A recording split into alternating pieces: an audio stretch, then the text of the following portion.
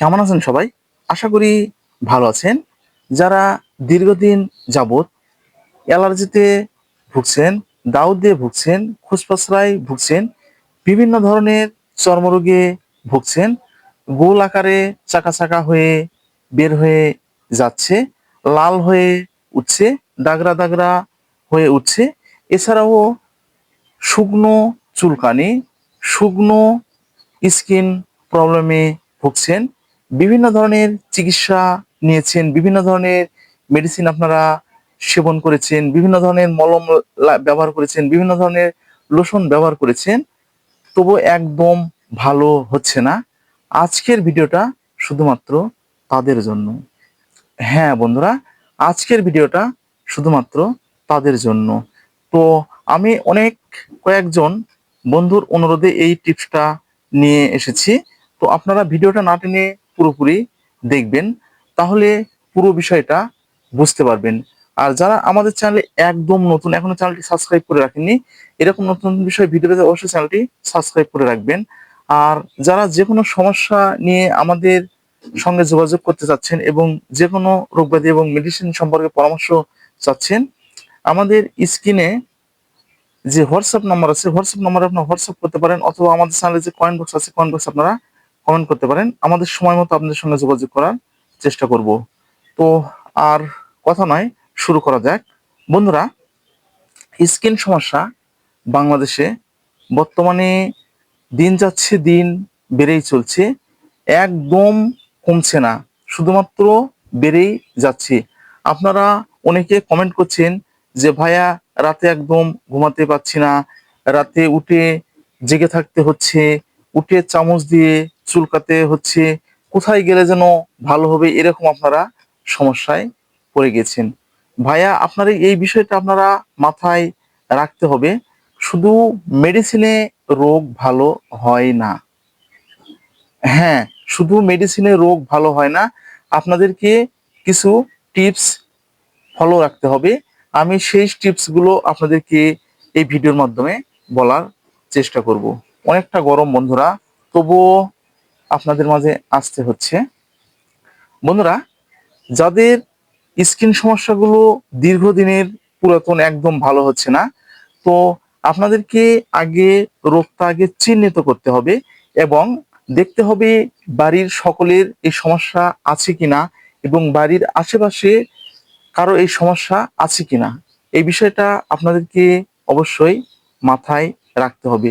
যদি থেকে থাকে, তাহলে একটা পরিবারে যদি 5 জনের এই সমস্যাটা থেকে থাকে, তাহলে আপনাদের একসঙ্গে 5 জনেরই চিকিৎসা নিতে হবে।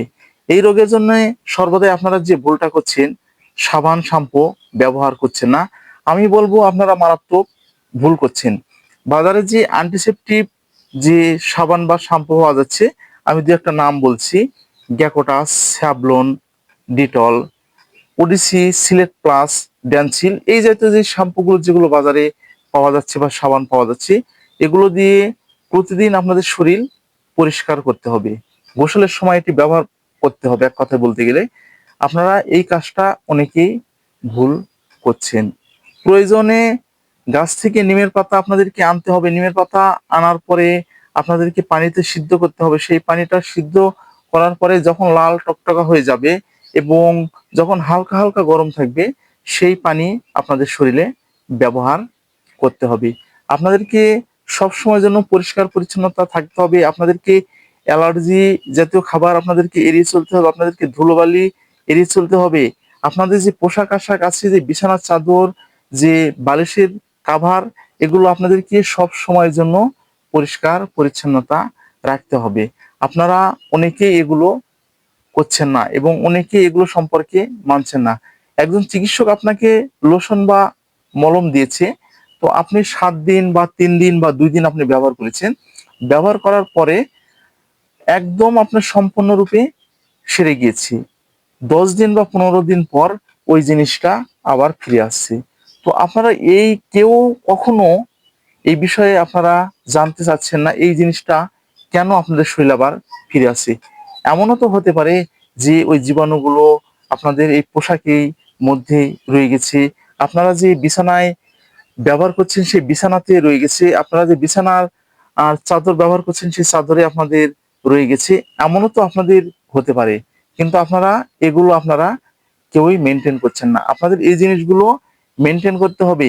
আপনারা যদি যে কোনো প্রকারের মলম এবং লোশন আপনারা ব্যবহার করে থাকেন, তাহলে আমি বলবো লোশন বা মলম ব্যবহার করার পরে আপনারা যে বস্ত্রগুলো পরিধান করবেন, যেগুলো ব্যবহার করবেন বা অলরেডি করেছেন, সেগুলো ভালো করে গরম পানিতে হুইল, নিরমা জাতীয় যে পদার্থগুলো আছে সেই পাউডার জাতীয় দিয়ে ভালো করে ধুয়ে নিতে হবে। ধুয়ে নেওয়ার পরে রোদে ভালো করে শুকিয়ে ইস্ত্রি করে তারপর সেগুলো ব্যবহার করুন।